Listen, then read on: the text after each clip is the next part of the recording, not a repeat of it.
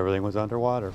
The Quad Cities is no stranger to flooding, but the flood of 1965 was unlike anything the area had seen since the 1800s. I would say it's probably the worst flood I've ever seen. Water taking over businesses and homes, pushing its way into the downtowns. Today, a marking near the roof of an old hot dog stand in Davenport's LeClaire Park shows just how high the historic crest was. This whole area was completely inundated with about 10 foot of water. Across the river at the base of Centennial Bridge, a tribute to the droves of young people who helped lend a hand in the flood fight. Don Jones was one of them.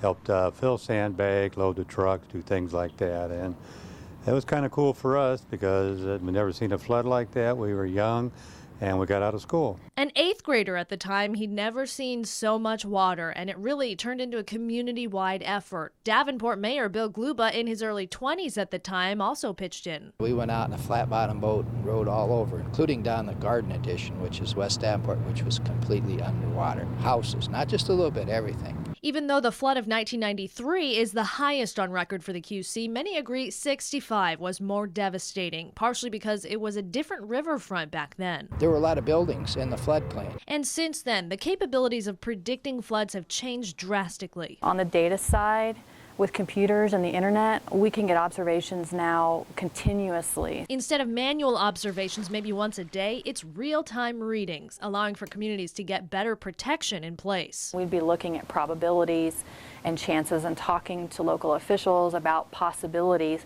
Making flood fighting today a whole different ballgame compared to 5 decades ago. I'm thinking back in '65, everybody was pretty much overwhelmed.